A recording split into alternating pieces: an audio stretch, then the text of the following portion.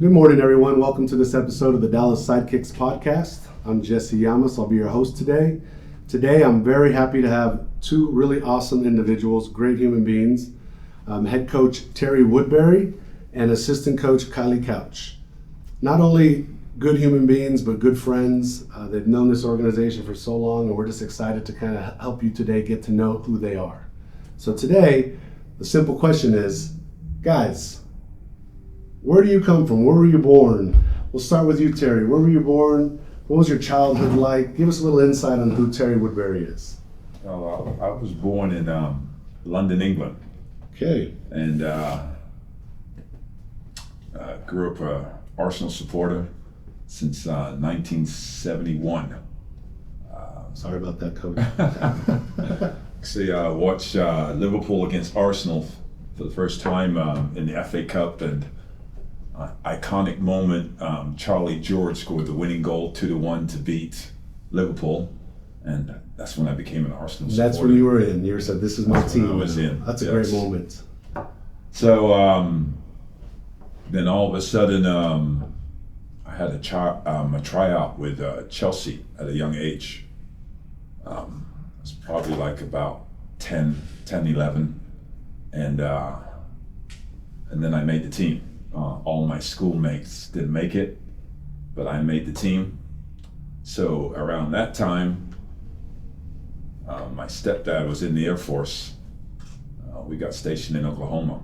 Really? Yeah. That's a change. So I was 10, 11 years old, and then you moved to Oklahoma. Yes. Oh, wow. What a culture shock that must have It been. was a culture shock, and I was at my prime at that time, and went to Oklahoma. No soccer. Zero. What city in Oklahoma? Midwest City. Even though we lived on Tinker Air Force Base, it was on the outskirts of Oklahoma City. But went to Midwest City and played American football. What position? Kicker. Kicker. Okay.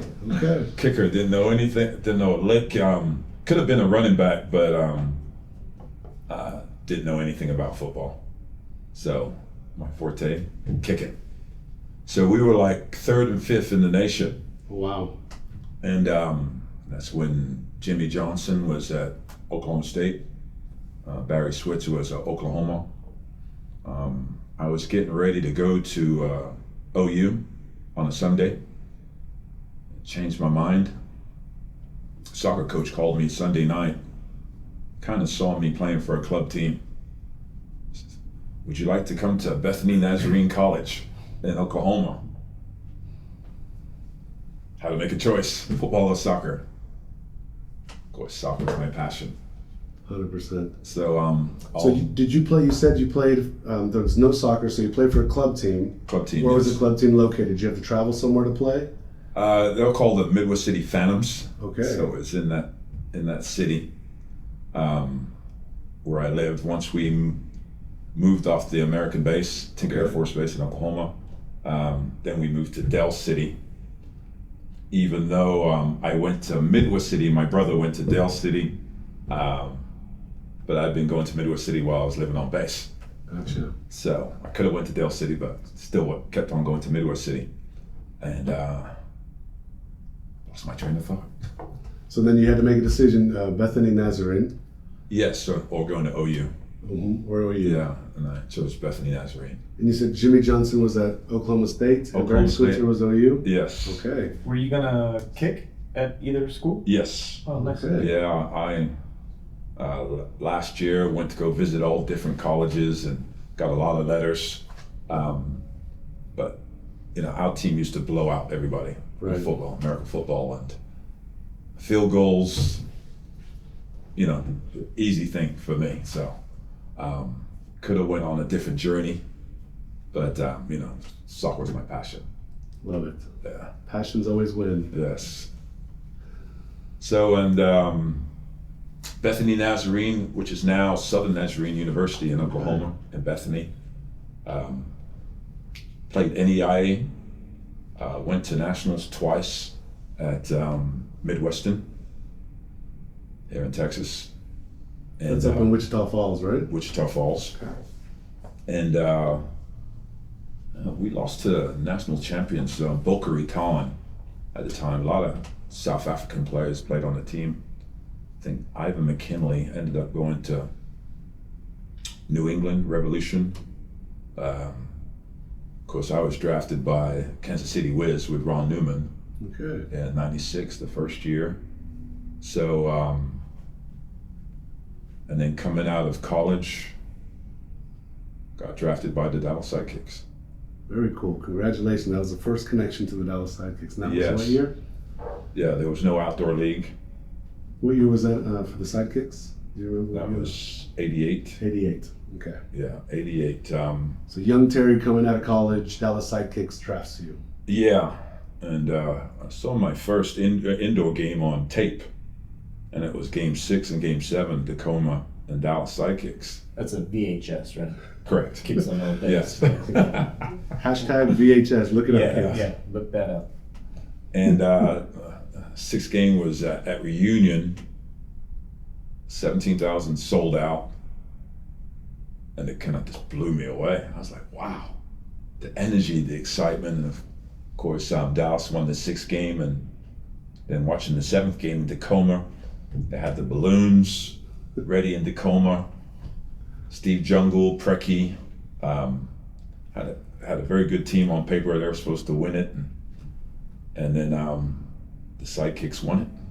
It was overtime with Mark Carpin scored the winning goal. Yeah, Mark Carpin, and oof. And then all of a sudden I'm in Oklahoma, and now I'm playing with the Dallas Sidekicks, and Gordon Jago's the coach, and I've been watching him in England when he coached Queen's Park Rangers when I was a kid. Now he's my coach. That's wild. Guys like Rodney Marish, Terry Venables, Stan Bowles. And now he's with the Dallas Sidekicks, and he's bringing that family-oriented feeling with the crowds. Of course, at the time, the Sidekicks probably had the best attendance in the league. Oh, yeah. Kind of had a winning tradition. And now I'm playing with Tattoo and Doc Lawson and Kevin Smith, and wow. Right. Yeah. So, we were the toast of the town in Dallas, because they won their championship in '86, '87, and even had a bigger image than the Mavericks. Oh, 100%. Even though Don Carter was the owner. But I felt the after effects after the championship, because I came 1 year later, and I was like, ooh, this is a good feeling. And I love Dallas compared to Oklahoma. Right. Oklahoma's behind compared to Dallas. So, yeah, that was kind of part of my journey. That's awesome. It's an amazing story. Yes. That's an amazing story. Such a small world, right? It is. You and Gordon, I mean, just the fact that you got to see him coach, and then like thousands of miles away, and now he's coaching you, like that's pretty cool. Yeah, it's absolutely insane how small the soccer world is. People don't realize how small it is, even though it's worldwide. It's a very tight-knit community. And what was so funny, even when I was in Oklahoma, my next door neighbor was like, well, what are you doing here? You should be in New York with the Cosmos. And then all of a sudden, Richard Chinpu and Chico Boras playing with the Cosmos. All of a sudden, I'm playing with these guys indoor. Was with Chico on the futsal team. We lost to Brazil in the final. God bless his soul, Chico. He's now passed away. And Fernando Clavillo. Yeah, another great one.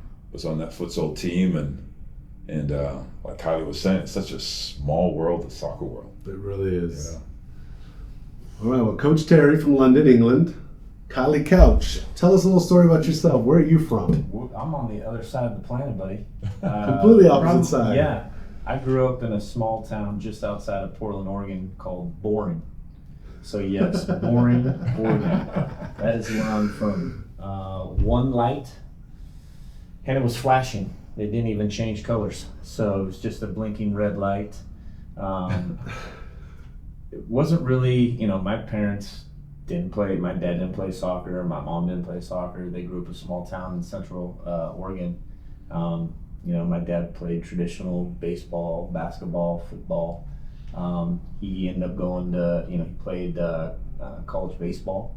And so that was kind of, you kind of end up following what your parents do, right? And they, he had such a passion for baseball, as a young kid. And, that's what we did. We caught baseballs and fielded and fly balls and hit. And, he really just taught me a lot about, all the main positions. You should be a pitcher and a catcher and, shortstop, center field, all those, the main positions. That was his passion. And he liked to do it.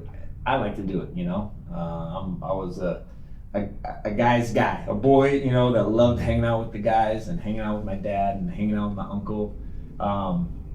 They were very, they just, they played slow pitch softball because they were older. And so it was just, we're always around a lot of guys and hanging out. And so that was kind of the way I grew up, was playing baseball. And I didn't really know anything else. We played basketball, kind of everything traditional. And then a buddy up the street, his family was Dutch, and of course huge Ajax fans, and just they have a different passion, right, for soccer, right? And so my buddy, he was a goalkeeper, and his dad had made him literally a traditional real size goal, and I would just kick on him all the time.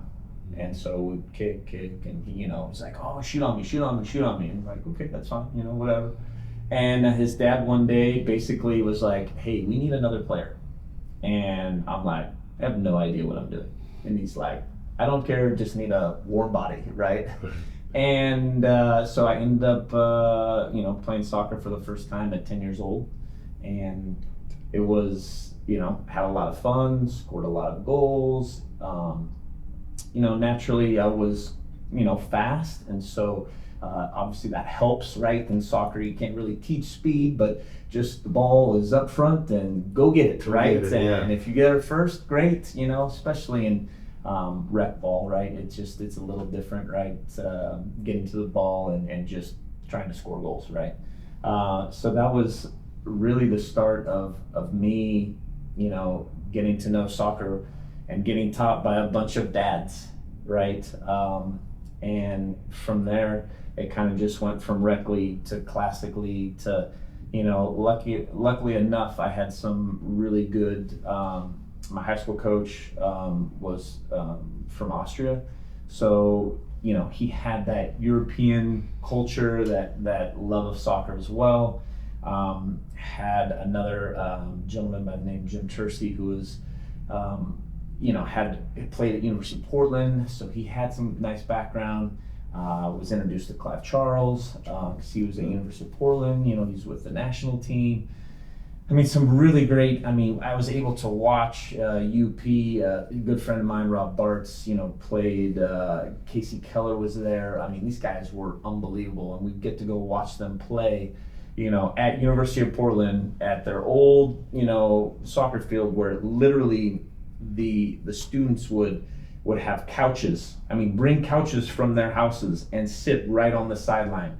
And the basketball players, these big guys, 6'7", 6'8", and they just would be talking a bunch of trash on the side, come in, boom, someone get tackled, and then these guys would be like, yeah, literally falling off of the pitch, and then boom, right there, fans, right? Dude 6'8" talking trash, What a great environment. That sounds awesome. It was amazing. Watching Casey Keller play, I was, I think, in 8th grade, and he was obviously a junior, senior in college, but would sit behind the goal and just watch him literally beat people up. He owned the box. He was an amazing keeper. Obviously went on to have a phenomenal career, but I got to watch a lot of really talented players come through a relatively small market. But again, Portland had a really rich history with Clive Charles, my coach. I ended up, going to Oregon State with Jimmy Conway, played at West Ham. Clive Charles, was, played in a lot of places. Just John Bain, all these guys that played for the Timbers. They were amazing players that I got to not only kind of watch, but also got coached by, as I was, going through ODP and all that stuff. So, growing up in Oregon it's a lot different because it's raining all the time, right? Funny story, I was in college and half of the team was Oregonians, and then, we had maybe 4 or 5 guys from California. Well, it was raining and none of the California guys showed up, and our coach was super upset. He's like, what the heck, where's all, and coming from California, if it rains, nobody comes canceled. out. It's That's canceled. right. Like, You're done. immediately, drop. Nope, Right. It's canceled. I'm like, man, if it, we practice all the time. They just didn't realize that. Right. If we would never practice because it's continually raining. I could attest to that for Burbank, California. And anytime it rains, we look out the window. Oh, it's done. It's canceled. You're never playing. For sure. And that's funny. Portland, Oregon, is complete opposite. Complete opposite. Unless there's no tornadoes or anything crazy like that. Lightning? Nope. Do you get a lot of lightning? No. No? We'll get a few thunderstorms here and there, Okay. but nothing. It's always just rain. Rain, either constantly misting or downpouring. So Just like England. well, it is just like England, So very similar, but just on the opposite sides of the planet, right? Yes. But what's nice about growing up in Portland is that I had the chance to play a lot of indoor as I was starting to learn the game, and so I think that's where my love of indoor started. Right. Was because because to Terry's point earlier, he had never seen an indoor match until he watched a VHS tape. sure. And then there's the complete opposite. Not a lot of people grow up playing indoor soccer. Oh yeah. And the fact that you just came in and he's like, actually we play a lot of that explains your passion for it. Sure. And your passion grew once you saw that game and you felt part of the Sidekicks. Oh yeah. 2 different stories just meshing together. And then what was your first pro experience after going from? Well, I got to watch, like I said, growing up in Portland, we had the Portland, Pride, and so I got to see a lot of those guys that played it, a lot of the local talent end up staying around. I remember going to a camp like Roger Gant, he was he was at one of my soccer camps, and then I see him at, University of Portland, and then now he's with the Portland Pride. It's like I grew up, getting taught by all these guys and then end up eventually playing with them, Right. and but yeah, my first experience was going to a Portland Pride game and watching indoor, and it's so fast, and I always people are like, what, professional indoor, like what is that? I go, well, it's like, to me it's basketball, hockey, and soccer all wrapped into one, with the boards and the physicality, and I think it's the best game in the world, honestly. Right. The excitement and the energy, because it's all trapped indoors, right? Yeah, you can't get away. No. There's no hiding. No. No hiding. At all. And it's just so fast. I love the fact that could be 4 goals in one quarter, 0 for one, all of a sudden 8 goals the next quarter, and it's like, when do I go get something to eat because I don't want to take a break, right? Because there's so much energy going on. Yes. Yeah, I love it. Okay, so then what was your first professional team? So What did first you play professional for? team, after I got out of college, I got drafted. Another nice little story, I was obviously in Portland, was wanting to get drafted in Portland. At the time it was the CISL. And so Monterey was in the league, and it was like Seattle, it was Seattle at the time. Sacramento, Washington Warthogs, Indiana, all that. But they were part of the CISL, and we played in the summertime. And I'd been training with the Pride, and the draft was coming up. And so they're like, okay, the coach at the time, he came up to me. He's like, well, I got some good news and I got some bad news. And I was like, okay. And I was like, what's the good news? He's like, well, you got drafted. And I said, oh, that's great. And he's like, well, what's the bad news? He goes, well, Monterey picked you up. And I was like, oh crap. Don't speak a lick of Spanish. And that's gonna be interesting, right? And so from there, everyone played it off for literally the whole practice, and then after the practice, he's like, "Just kidding. We picked you up," and so I was like, "Oh my gosh!" But practical joker. yeah. So for about 2 hours, I thought I was going to Monterrey, Mexico, for my first professional experience, but luckily enough, and you were willing. You were willing to go to Monterrey. Oh, I didn't even care. I didn't care. I was like, my grandma, she speaks fluent Spanish. I was like, grandma's going with me. We're gonna make it happen. It's gonna be great. That's so awesome. Yeah. So that was my first experience. To be young again and be able to take those experiences, right? Sure. You're like, come on, we'll just go. We'll do it. That's a funny thing because I got put in the supplemental draft, and I was like the #1 pick, and Portland was gonna pick me. Well, they did pick me, and I said, I'm not going to Portland. Reminds me of England. Too much rain. I'm trying to think of the year. For some reason, that there was a supplemental draft. It's maybe because I was playing outdoor, and then I came back in, and they put me back into a draft. Well, they did a supplemental draft when I was here in 03-04. I had just come from Cleveland. I played the season. They ended up shutting the doors and not playing the next year, and then they did a supplemental draft, and then I got picked up by Philadelphia. I was like, I'm done. I was just in 2.5 years in Cleveland. I'm like, I can't spend another East Coast. No chance. No. So yeah, I went to Arizona, and of course when I played Sand in Portland, Sharks. That's right. Yeah. That's right. Sand Sharks. and they booed me. They booed me when I came to Portland. Oh, because they knew you did. Remember, Yeah. it would have been 97, 98, or 99 because I played against you when you were in Arizona. Yes. Was Hudgel on that team with you? Yes. So you and David Hudgel, the same. Yeah, Hudgel, yeah. That's wild. Yeah. Goalkeeper was the goalkeeper from Portland. You're talking about Scott Halliman? Scott Heileman. Yeah, Scott was in Arizona. Yeah. And was Didn't he Scotty there too? Chris Yeah. Scotty? Yeah. Chris Scotty and I went to Oregon State together. Well, So he was, did Scott just get inducted with Baltimore or something? I don't know. I'm trying to figure out if it was the same guy. Yeah, I Chris was Scotty. like, Yeah. got put in the Hall of Fame. It's so small. Interesting. Like it's Yeah. so crazy It is. how big, but yet how small.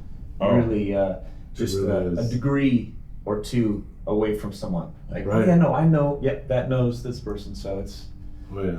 quite And small. you're talking about Casey Keller. And Casey was roommates with John Kerr at Millwall. Oh, okay. And John Kerr, went to Duke with like Mark Dodd. Of course, he was here with the Dallas Burn. Right. And he was my roommate in San Diego. And now he's at Duke. He's done 15 years. He coaches Duke University right there. Wow. Been there for 15 years. But every time we talk, the separation of It's like one to two people. yes, Always in the soccer world as Yes. well.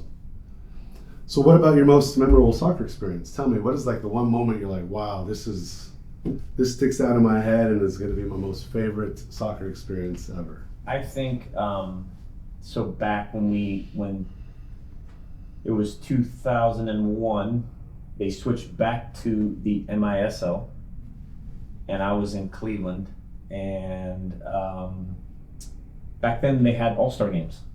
Gotcha. So chosen to play on the West AllStar side, and Tattoo was still playing, Doyley was still playing. It was such a Mark Mosier, the When was St. the Louis All-Star boys.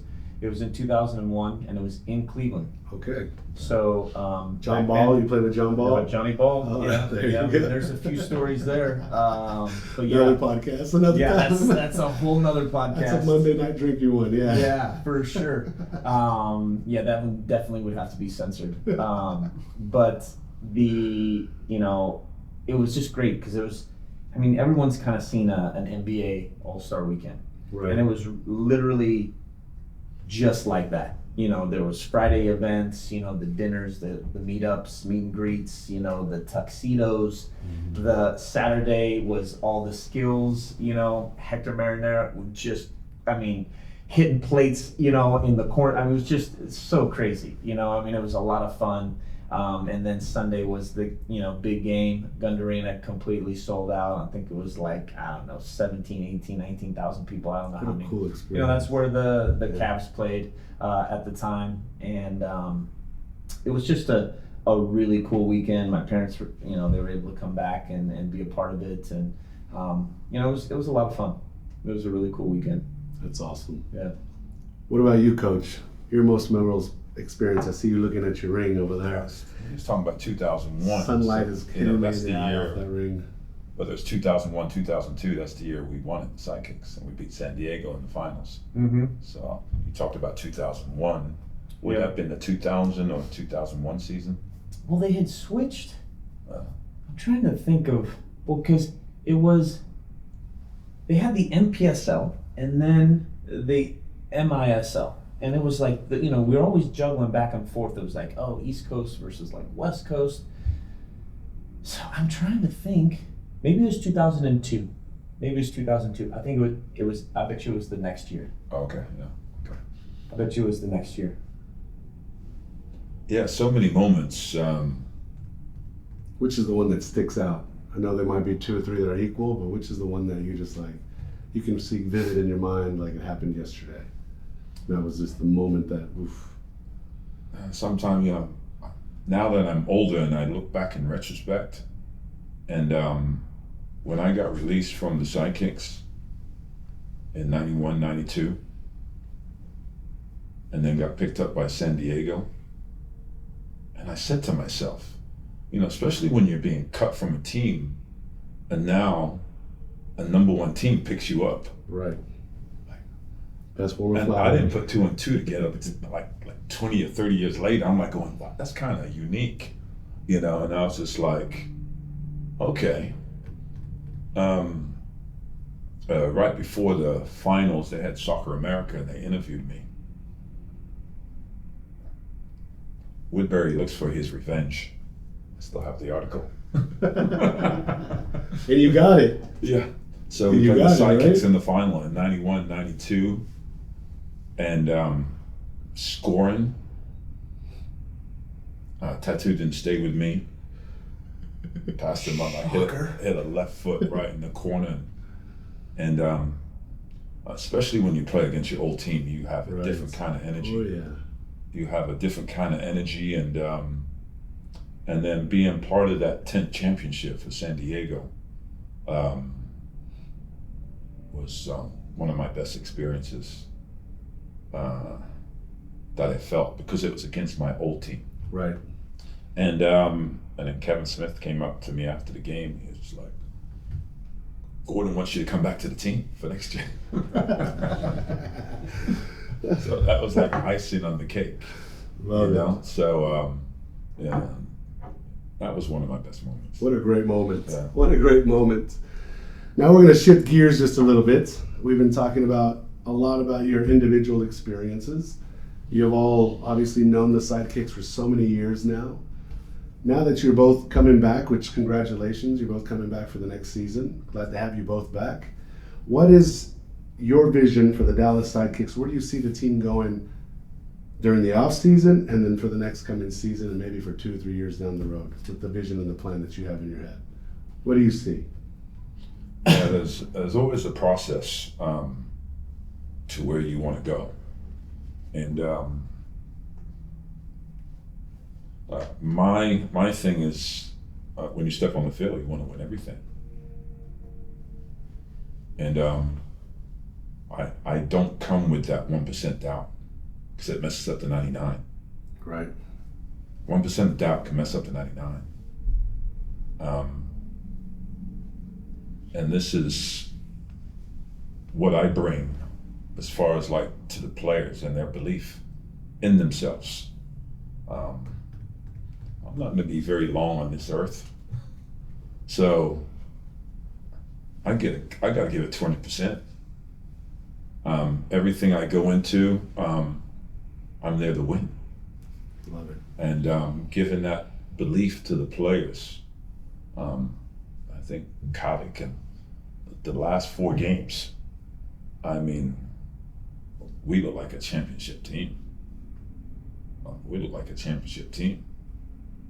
The spirit, the energy, the love for each other was there. That's big. Yeah. That's big.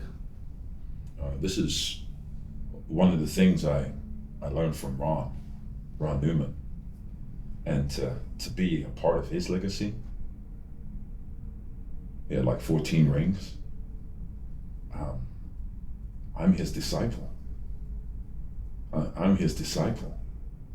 When he brought those rings out to the kids to show them, it's like, why did they name the cup after him? Right. He left something. He left a mark. And I'm telling these guys, your time is short. Your time is short. You got to make your mark now. And some of these guys haven't experienced this. Right. They haven't experienced it. I have. One point where I got cut, didn't know what I was going to be doing. Then I had to get back up again. So, there's always going to be those tribulations in life. What are you going to do about it? Right. You're going to stay there on the ground, or you're going to get back up? You're going to get back up. And that's why I told you about that story about Mike Powers. As a human being, he's an angel. God looks at him and he's like, perfect angel.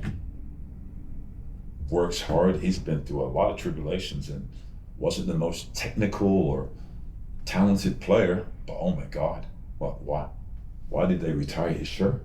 Right. He left a mark. I played against him, pulling my shirt, grabbing me. It's like, it was a fight like every practice. Nasty. Yeah. Love betting. Oh my goodness. I remember my first practice with the Sidekicks. There was a ball bouncing in. Nobody was challenging it. And I'm just going up nice and easy, and here comes Mike Powers. Smashes right into me. I'm like, every practice like that. What an intense guy. But off the field, soft-spoken, so nice. Yeah, oh so my nice. God, so nice. yeah. One of the nicest dudes I know. Oh yeah. Honestly, he's so awesome. He is. He changed his face to become a warrior. Oh, And, we stepped on that field, he was yeah. definitely a warrior. And kind of learned it from Doc Lawson. He was kind of a Zen master. He'd just meditate before the game, close his eyes, and he's like ready to go. Don't talk to the enemy. Before the game, don't be hugging them and talk. Yeah. That's how focused it. And this is what we're gonna try and transfer it to the players.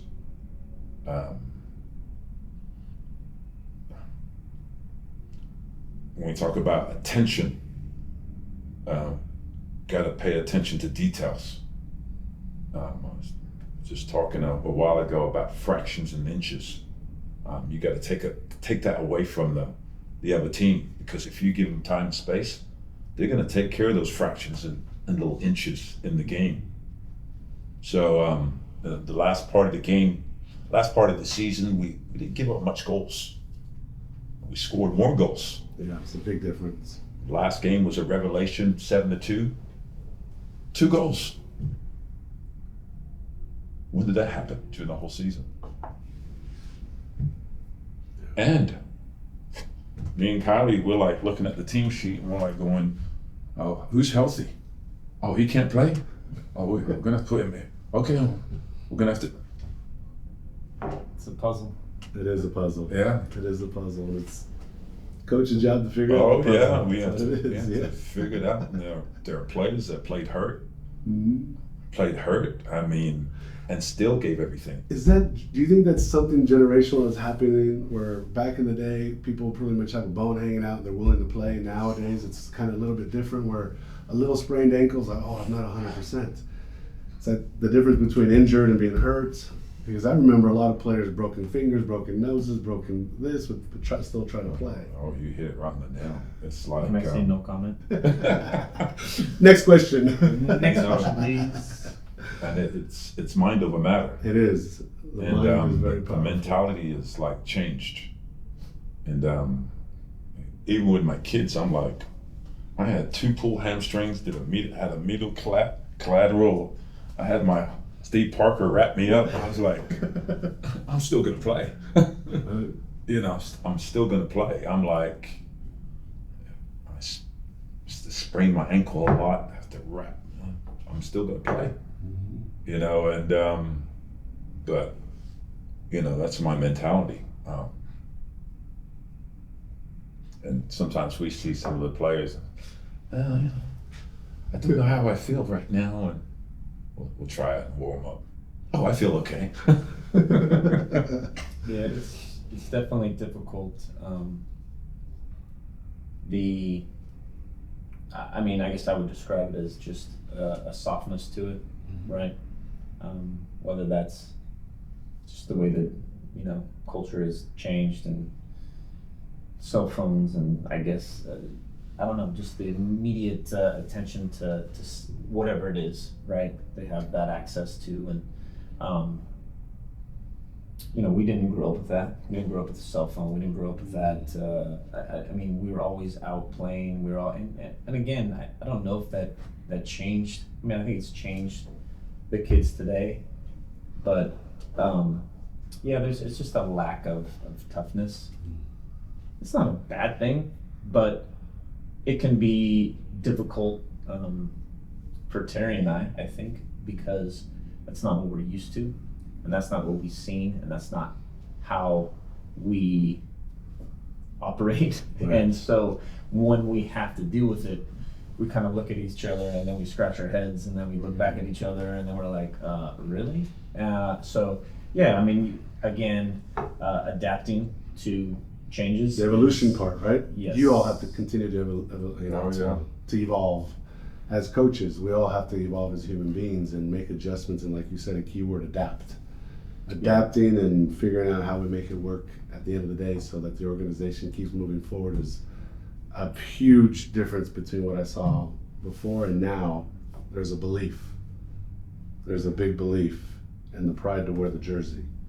So I'm really excited to see what you all are going to do, because moving on to the next topic, the fact that you all are doing this, to see all the great mentors and coaches that you all had, and to watch someone like Xavi Alonso take Bayer Leverkusen, which has to be the lowest budget in the whole Bundesliga, seeing some of the players he signed for £110,000, now worth £100 million, to see what he's done for that team. Bayer Leverkusen, what a storied franchise, and they have never won the Bundesliga. Isn't that crazy? Yeah.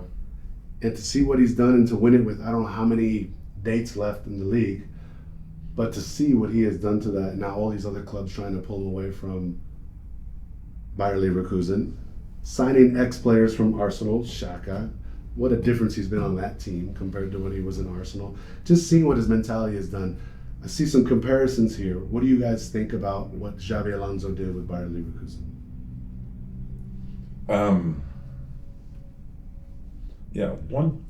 One person can make a difference, and this is life. The Bible, Moses, Jesus, Michael Jordan can turn a franchise around. Paying attention to detail. Sometimes you got to ask why, and why are you where you at? What are the things that you're not doing right? And address those things. And pay attention to detail. Attention is very, very important. Watching the last Arsenal game, I have little pet peeves when a team moves the ball slowly and allows the other team to get set in their defensive scheme and make things difficult. The way I look at the indoor game now, it's like a power play. One team sits back and then the other team chases. But if you don't move that ball quickly on the power play, it's you can't create opportunities. Right. If you move it slow, the other team has the advantage. So little things in the style of play, I can take the Sidekicks.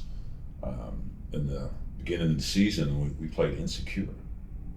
We sat back and we let the other team dictate the rhythm of the game. And me and Kylie were pulling our hair out, watching the game. But now there's a new era. I mean, to add to that, it's if another team is dictating what they want to do, it's easy, right? The other team's just sitting back and doing the things that, oh, okay, go ahead and do what you guys want to do. I think we changed a little bit and making things difficult for people. But you got to change the way you play, and so we made it difficult for other teams, so that had a little success, and those are the things I think that we've talked about at the beginning of the season, throughout the season, and now at the end of the season. Our wavelength is pretty much the same, and getting at people and changing, but having a strategy to where depends on who we're playing, right? So obviously Alonzo's done, he's driving the bus, right? And everyone's getting on. Right. And he's driving in the right direction, and everyone's following suit, and they're getting success. So, we also have to, Terry has to drive the bus, and he's going to have the support system that he needs, and that's what will get us to being, successful. That's exciting. That's exciting. I'm excited to see this next coming season. A couple more topics we can talk about. We got a couple more minutes left. NBA playoffs. Are you guys into the NBA at all? You support a team? I know you're multi-sports people, so is there any NBA team, no NBA team, or kind of an NBA team you guys support? I mean, I love watching basketball. I mean, I played basketball in high school, and I loved it. Actually wanted to play a little, college ball as well, but chose D1 soccer. But I feel, it's exciting. Trailblazers, Mavericks? Well, Blazers, yeah. I love them, but they don't got dang time anymore. I mean, I think I like watching individuals. I love, Steph. I love, I just love individual players. I think they do some amazing things, and they're very talented, and that's what I like to see.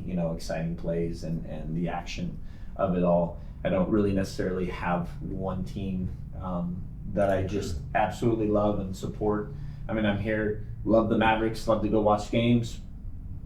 Can't say they're my favorite team, but I do, love watching and going to the games. So I feel you. I feel you. Since I like basketball is dribble. Not with your feet. No, I'm a good basketball player. I can handle the rock. No, I was Chicago Bulls fan back in the days when Jordan. And once Jordan left, I didn't think we had to say anything. Okay. But we're talking about today. Yeah. We go on all day long with Jordan. Satellite came and soccer. Champions League, World Cup. Yeah, there's nothing better than Champions League in my Yeah. opinion. There's nothing better. That's the best. Premier League in England. Back in the days, I used to watch college basketball. March Madness, NBA, football. The Raiders are my team, and Raiders. The whole Raiders fan too. Well done. Yeah. We got John Kerr Sr. Used to be the commissioner. Well, he was the. That's when we had a union. Mm-hmm. He was the head of the union for the MISL. So he was real close friends with Gene Upshaw. Of course, Upshaw with the Raiders. He was the commissioner for that. NFL, and of course, they were good buddies. So I used to get a lot of Raiders gear from Gene Upshaw because of the connection.